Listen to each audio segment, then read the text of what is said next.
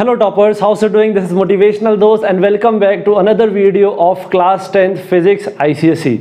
Yes students, last class में हमने सबसे पहला चैप्टर शुरू किया था, that is movement of force. Actually chapter का नाम है फोर्स, उसमें पहला पार्ट है movement of force and equilibrium. तो लास्ट क्लास में हमने डिस्कस किया था कि मूवमेंट का क्या फॉर्मूला होता है. मूवमेंट ऑफ फोर्स जिसको हम टॉर्क बोलते हैं, उसका फॉर्मूला क्या होता है? वो होता है force into perpendicular distance from the pivot point. तो हमने देखा था कि कोई भी बॉडी अगर किसी पॉइंट पे पिवटेड होती है और अगर हम फोर्स लगाते हैं तो उसमें टर्निंग इफेक्ट आता है या फिर रोटेशनल इफेक्ट आता है. तो ये चीज हमने डिस्कस किया था. आज की क्लास आपकी शॉर्ट है. आज हम लोग डिस्कस करेंगे दो टॉपिक के बारे में, दैट इज कपल और इक्विलिब्रियम. इन दो के बारे में डिस्कस करेंगे. तो सबसे पहला जो टॉपिक है दैट इज कपल. ठीक है, आज हम किसके बारे में पढ़ेंगे? कपल के बारे में पढ़ेंगे भाई. तो कपल तो शायद आप लोग जानते ही होंगे यार, जोड़ा बोलते हैं कपल को. ठीक है, तो यहाँ पे भी एग्जैक्टली सेम चीज है. इसका मतलब ये है कि सपोज करो यहाँ पे फॉर एग्जांपल मैं एक रॉड लेता हूँ और इसको मैं इस फिक्स्ड पॉइंट में, जो इसको ओ बोलता हूँ, ये है इसका पिवट पॉइंट. क्या है ये? Pivot point.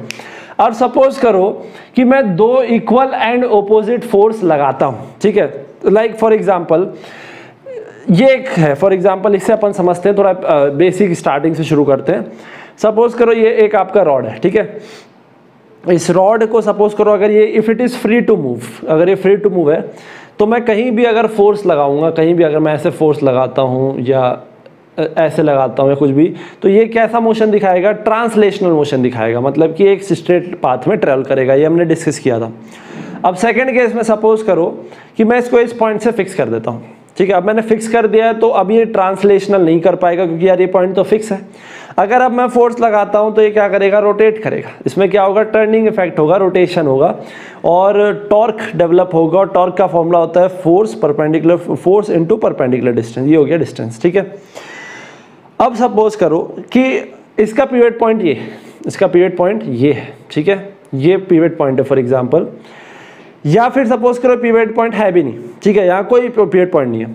सपोज करो मैं इसमें एक इधर से फोर्स लगा रहा हूं इधर, और एक इस साइड से, जस्ट इस पॉइंट पे नहीं, इस पॉइंट पे. सपोज करो इस पॉइंट पे मैं फोर्स लगा रहा हूं ऐसे और इधर फोर्स लगा रहा हूं ऐसे. तो क्या होगा? क्या ये टर्न करेगा? इसमें टर्निंग इफेक्ट दिखेगा. इसका मतलब कि अगर मैं दो forces, equal and opposite forces, two different point पे अगर मैं लगाता हूं तो बॉडी रोटेट करता है. और वो बॉडी रोटेट करता है यानी कि वहां टर्निंग इफेक्ट होता है. आई बात समझ में?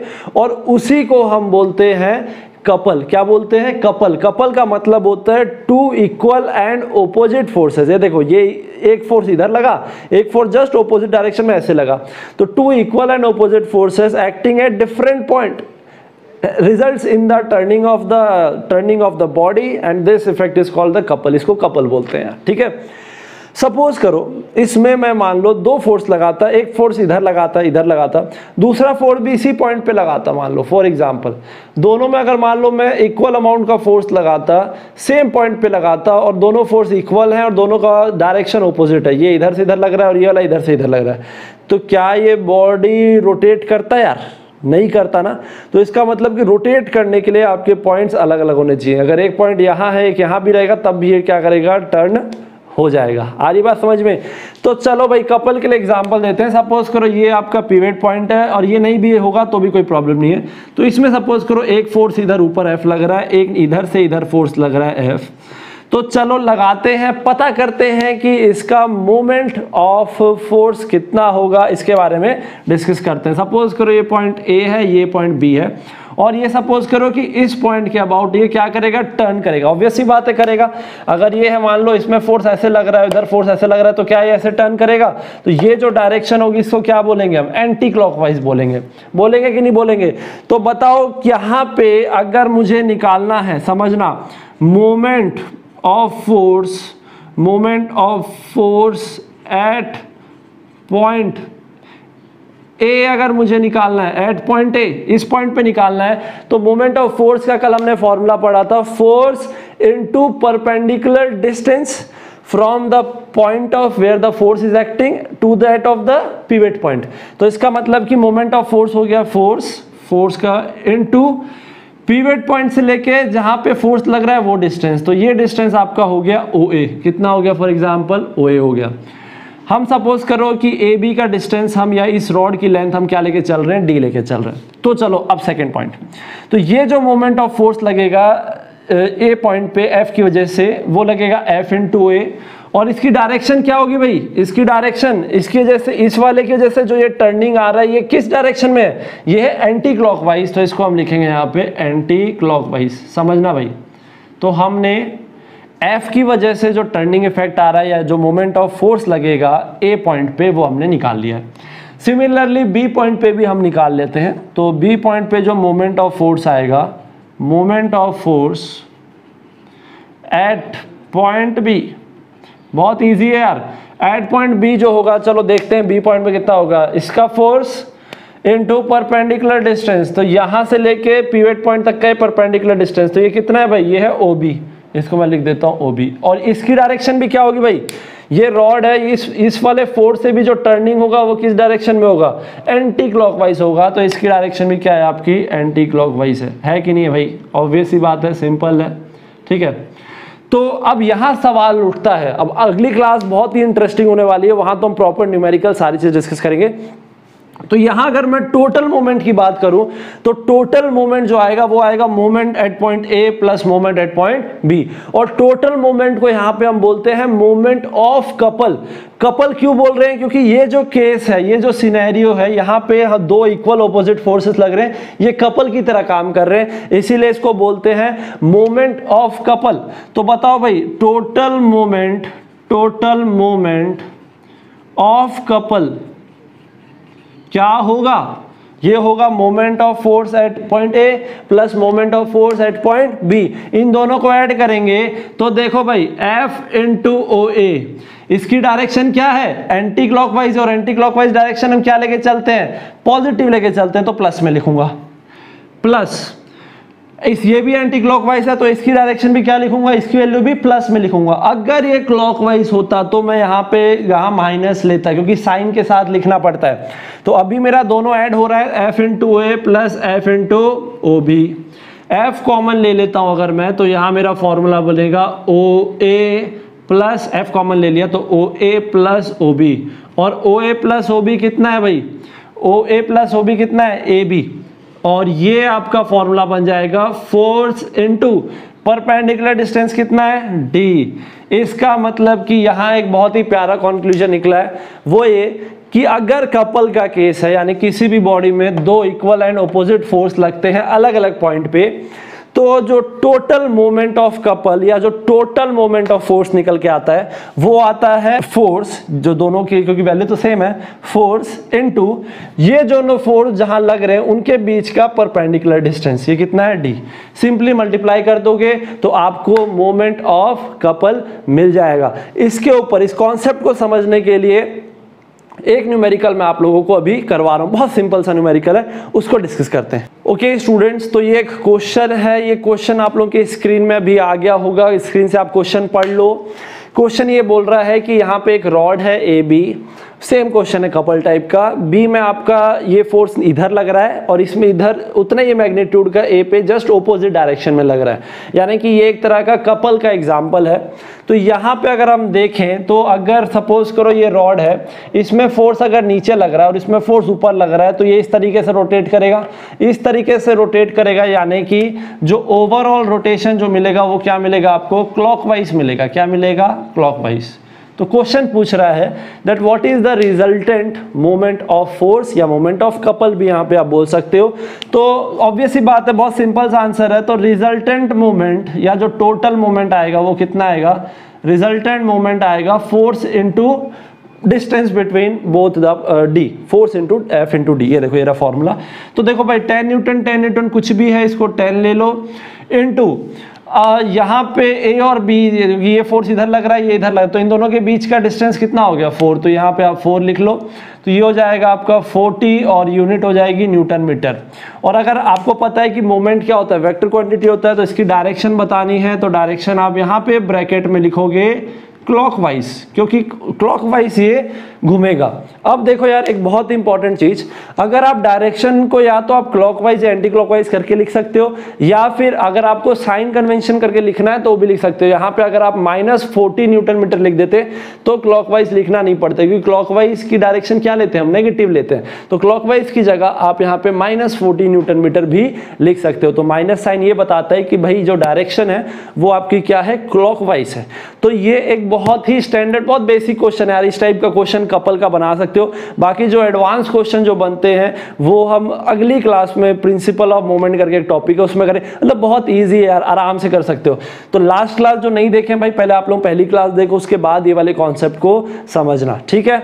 तो ये हो गया आपके कपल के बारे में। नोट्स आप लोगों को प्रॉपरली मिल जाएंगे, डिस्क्रिप्शन में मिल जाएंगे, या जो ऐप है हमारा उस ऐप में आप लोग यहाँ पे डाउनलोड कर सकते हो, ठीक है। तो चलो अब हम बात करते हैं अगले टॉपिक की। तो आज का हमारा सेकेंड इंपॉर्टेंट टॉपिक है, दैट इज इक्विलिब्रियम। बहुत आसान टॉपिक है, इजिली हम इसको समझ लेंगे। इक्विलिब्रियम क्या होता है, तो थ्योरेटिकल है और आज की थ्योरी क्लास जनरली हो रही है, और कल क्योंकि हम बहुत सारे न्यूमेरिकल करने वाले हैं, ठीक है। तो आज थोड़ा अच्छे से समझ लेना क्या क्या मैं बोल रहा हूँ। तो सेकेंड आज का टॉपिक है हमारा इक्विलिब्रियम, ठीक है। इक्विलिब्रियम का मतलब होता है स्टेबल कंडीशन। स्टेबल का मतलब जिसमें नेट फोर्स जो लग रहा है वो क्या है, जीरो। यानी कोई भी चीज, अगर कोई भी ऑब्जेक्ट अगर अपना वही स्टेट में है, अगर वो ना तो वो मोशन में जा रहा है, ना वो मान लो रेस्ट है तो रेस्ट में ही है, फॉर एग्जांपल अपने ही स्टेट में अगर वो रह रहा है, मतलब कि इट इज इन इक्विलिब्रियम। एक बार डेफिनेशन पढ़ देता हूं। When a number of force acting on a body produces no change in its state, अगर किसी भी बॉडी का स्टेट चेंज नहीं हो रहा है, या इसका मतलब कि अगर वो रेस्ट में है तो रेस्ट में ही है फॉर एग्जांपल, या अगर वो रोटेट हो रहा है तो फॉर एग्जांपल वो रोटेट ही कर रहा है, या अगर वो ट्रांसलेशनल मोशन कर रहा है तो वो फॉर एग्जांपल ट्रांसलेशनल मोशन ही करता जा रहा है। तो अगर ऐसी सिचुएशन बनती है तो हम बोलते हैं that the body is said to be in equilibrium. आ रही बात समझ में? तो अगर जिस स्टेट में भी हो आप, अगर आप उसी स्टेट में हो, इसका मतलब कि आप इक्विलिब्रियम में हो। क्लियर? अब बात करते हैं कि इक्विलिब्रियम जो है वो कितने टाइप्स का होता है। नोट्स आप, ये डेफिनेशन आपको नोट्स में मिल जाएगी। मैं यहाँ पे आपको बस प्रॉपर यहाँ पे एक्सप्लेन करने वाला हूँ। क्या कोई प्रॉब्लम है किसी को? देखो ये दो टाइप के होते हैं, दैट इज स्टैटिक। एक होता है स्टैटिक इक्विलिब्रियम, ठीक है, एक होता है डायनामिक। अब देखो यार, स्टैटिक का मतलब होता है कि अगर कोई भी बॉडी स्टेट, फॉर एग्जांपल वो रेस्ट में है और वो रेस्ट में ही रह रहा है, तो उस टाइप के इक्विलिब्रियम को हम क्या बोलते हैं? Static equilibrium. डेफिनेशन पढ़ता हूं। When a body remains in the state of rest under the influence of several forces, यानी किसी भी बॉडी में खूब सारे फोर्सेस लग रहे हैं, उसके बावजूद भी अगर वो रेस्ट है तो रेस्ट में ही रह रहा है, तो उसको हम बोलेंगे स्टैटिक इक्विलिब्रियम। इसको समझने के लिए एक सिंपल सा एग्जांपल लेते हैं। सपोज करो ये आपका कोई सरफेस है, इसमें मैंने कोई बॉक्स को यहाँ पे रख दिया है, ठीक है। सपोज करो ये सरफेस है, इसमें मैंने इस पेन को रख दिया है। अब सपोज करो कि मैं इधर से 5 न्यूटन लगा रहा हूं और इधर से भी मैं 5 न्यूटन इधर लगा रहा हूं, तो दोनों साइड से मेरा जो फोर्स लग रहा है क्या लग रहा है? बराबर लग रहा है। तो इफेक्ट कैंसिल हो गया। तो क्या ये मूव करेगा भाई? अगर यहां से सपोज करो 2 इंसान पकड़े खींचते हैं, इधर से भी 2 इंसान पकड़े खींचेंगे, तो क्या ये अपनी स्टेट चेंज करेगा? क्या ये मूव करेगा? नहीं करेगा। यानी कि it will stay in static equilibrium. तो उस कंडीशन को बोलते हैं स्टैटिक इक्विलिब्रियम। इसका मतलब सपोज इधर से F लग रहा है, इधर भी F लग रहा है, तो नेट फोर्स 0 हो गया है, बॉडी रेस्ट में है तो वो रेस्ट में ही रहेगा। क्या ये बात क्लियर है? समझ गए? अब हम बात करते हैं डायनामिक इक्विलिब्रियम के बारे में। तो डायनामिक इक्विलिब्रियम का मतलब होता है कि अगर कोई भी बॉडी मोशन में है, ऑलरेडी स्टार्टिंग से मान लो वो मूव कर रहा है। मोशन 2 टाइप के हो सकते हैं, ट्रांसलेशनल या फिर रोटेशनल। तो सपोज करो कोई बॉडी ट्रांसलेशनल मोशन, सपोज करो ये ट्रांसलेशनल एक कांस्टेंट स्पीड के साथ ऐसे चल रहा है, और अगर सपोज करो इसमें खूब सारे फोर्सेस लगने के बावजूद भी अगर इसका मोशन ऐसा ही है, तो उस केस में हम इसको बोलेंगे it is in dynamic equilibrium. इसका बहुत ही प्यारा एग्जांपल बताता हूं रेन ड्रॉप का, ठीक है। रेन ड्रॉप जब गिरता है ऊपर से नीचे, तो इसका जो मोशन होता है ना वो मतलब कि it is in constant, it moves with the constant speed, यानी कि एकदम ही कांस्टेंट मोशन के साथ ही ऊपर से नीचे गिरता है। क्यों? इसका रीजन ये है क्योंकि जब ये गिरता है तो इसमें 2 फोर्स लगते हैं। एक फोर्स ऊपर से नीचे लगता है जिसको हम ग्रेविटेशनल फोर्स बोलते हैं, ठीक है, जो जी की वैल्यू आप सुने होंगे, ग्रेविटेशनल फोर्स इसको ऊपर से नीचे की तरफ गिराता है, लेकिन उतने ही अमाउंट का एक नीचे से ऊपर फोर्स भी लगता है जिसको हम फ्रिक्शनल फोर्स बोलते हैं, ठीक है, क्योंकि हवा जो होती है वो क्या करती है, इसके मोशन को ओपोज करती है। तो ये जो दोनों फोर्सेस हैं ये कैंसल हो जाते हैं, इसीलिए जो आपका ड्रॉप है अगर वो मान लो 5 मीटर पर सेकेंड की स्पीड से गिर रहा है तो वो उतने ही स्पीड से वो नीचे आता रहेगा, उसके स्टेट में कोई भी चेंज नहीं आएगा। लेकिन अगर ये फ्रिक्शनल फोर्स नहीं लगता तो उसमें एक्सिलरेशन तो कंटिन्यूस लगी रहा है, तो उसके इसमें क्या होता है कि वो 5 से गिर रहा है तो फिर उसकी स्पीड 10 बढ़ जाती, फिर 15, तो जैसे वो नीचे आता जाता उसकी स्पीड बढ़ती जाती, तो वो फिर बाद में यार वो इक्विलिब्रियम में नहीं कहलाता। तो द इक्विलिब्रियम, डायनेमिक इक्विलिब्रियम का मतलब होता है, एक बार डेफिनेशन पढ़ रहा हूं, when a body remains in the same state of motion under the influence of several forces, यानी कि इफ द स्पीड ऑफ या the velocity of the body remains constant, जितनी स्पीड है उतनी स्पीड से अगर वो गिर रहा है या मूव कर रहा है या रोटेट कर रहा है तो हम उसको बोलेंगे it is in dynamic equilibrium. क्या ये बात मेरी क्लियर है? तो ये एक एग्जाम्पल डायनामिक का हो गया। अब बहुत ही इंपॉर्टेंट बात बताने वाला हूं, दैट इज द कंडीशन। बहुत इंपॉर्टेंट है यार, ये न्यूमेरिकल करेंगे तब भी डिस्कस करेंगे। कंडीशन फॉर इक्विलिब्रियम, शायद ये मैं अभी बोलते समझाते समझाते बता भी दिया। देखो यार, किसी भी बॉडी को इक्विलिब्रियम में होने के लिए, वेदर इट बी स्टैटिक और भी डायनामिक, इक्विलिब्रियम में होने के लिए 2 कंडीशन को बस फॉलो करना पड़ता है और ये दोनों इंपॉर्टेंट है। पहली कंडीशन ये है that the resultant of all the forces acting on the body should be 0, यानी कि अगर ये बॉडी इक्विलिब्रियम में है तो ये तभी होगा जब इसमें जितने भी फोर्सेस लग रहे हैं उन सब का सम जो है वो क्या होना चाहिए, 0 होना चाहिए। जैसा आपने इसमें देखा, ये बॉडी रेस्ट में था, इसमें 2 फोर्सेस लग रहे थे, लेकिन दोनों का जो रिजल्टेंट फोर्स था उसका जो सम था, रिजल्टेंट फोर्स जो है उसका जो रिजल्टेंट फोर्स जो है उसका सम यहाँ पे क्या मिला, 0 मिला। यहाँ पे देखो अच्छा खासा ड्रॉप एक कांस्टेंट स्पीड से यहाँ गिर रहा है, देखा हमने, क्यों? क्योंकि जो ग्रेविटेशनल फोर्स इस पे लग रहा था वही फ्रिक्शनल फोर्स या विस्कस फोर्स या एयर रेजिस्टेंस के इक्वल हो जाएगा, तो नेट फोर्स यहाँ पे भी 0 हो गया, तो ये इक्विलिब्रियम में हो जाएगा। दूसरी कंडीशन जो होती है वो ये, द एल्जेब्रिक सम। यस, ये बहुत इंपॉर्टेंट है क्योंकि इसी के ऊपर अगली क्लास हमारी बेस्ड है। algebraic sum of all moment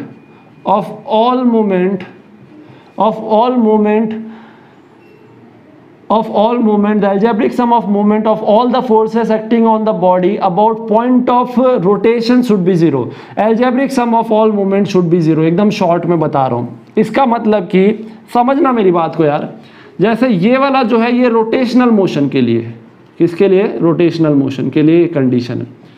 suppose करो मैंने पेन का एग्जांपल दिया था कि यार ये पेन इस पॉइंट पे क्या हो गया है कि बैलेंस्ड हो जाता है, देखो इक्विलिब्रियम में, ये रेस्ट में।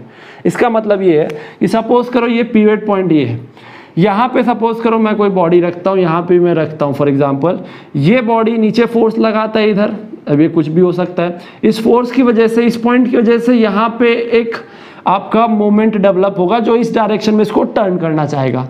सपोज करो मैंने यहाँ पे दूसरी बॉडी रखी, ये फोर्स इधर लगा रहा है, ये फोर्स भी, दिस फोर्स F2 इनटू ये जो डिस्टेंस है यहाँ से लेके यहाँ तक D2, ये वाला जो आपका मोमेंट है F2 इंटू D2, ये इसको उल्टे डायरेक्शन में, ये इसको एंटी क्लॉकवाइज घुमाना चाह रहा है और ये इसको क्लॉकवाइज घुमाना चाह रहा है। अगर यहाँ पे इन दोनों मोमेंट का सम अगर 0 हो जाता है, यानी कि नेट मोमेंट अगर यहाँ पे 0 होता है, इसको बहुत अच्छे समझेंगे अपन अगली वीडियो में, अगली क्लास में, यहाँ बस बता रहा हूँ मोटा मोटा कि अगर आपका नेट मोमेंट ऑफ फोर्स अगर आपका 0 है तो समझ जाना कि ये बॉडी क्या होगा, इक्विलिब्रियम में होगा। इक्विलिब्रियम में मतलब कि अगर इसको ऐसे रख दिए हो तो ये ऐसा ही रखा रहेगा भाई, ये मूव नहीं करेगा, रेस्ट में रहेगा। समझ रहे हो मेरी बात को? तो भाई ये हो गया आपका इक्विलिब्रियम के बारे में। इक्विलिब्रियम मतलब स्टेबल कंडीशन, यानी कि जो बॉडी रेस्ट में है वो रेस्ट में ही रहेगा, जो बॉडी स्टेट ऑफ मोशन में है, कांस्टेंट स्पीड से मूव कर रहा है तो वो कांस्टेंट स्पीड से ही मूव करता रहेगा। इस कंडीशन को हम बोलते हैं इक्विलिब्रियम। क्या ये बात क्लियर है?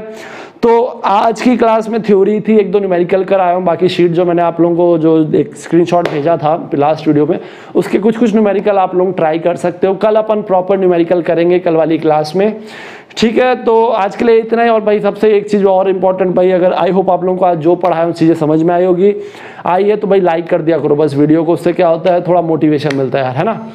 तो that's all for now, see you motivational दोस्त in the next video. Till then stay motivated. और हाँ, एक बात यार हमेशा याद रखना, देखो टॉपर वो नहीं होता जो टॉप करता है यार, टॉपर वो होता है जो नॉन स्टॉप मेहनत करके इम्प्रूव करता है। तो भाई आज से यार मेहनत करना शुरू कर दो यार, मेहनत करोगे तो इम्प्रूवमेंट दिखेगा, इम्प्रूवमेंट दिखेगा तो कॉन्फिडेंस आएगा, और कॉन्फिडेंस आएगा तो भाई फाड़ दोगे यार। ठीक है, तो आज के लिए बस इतना ही। Okay, thank you.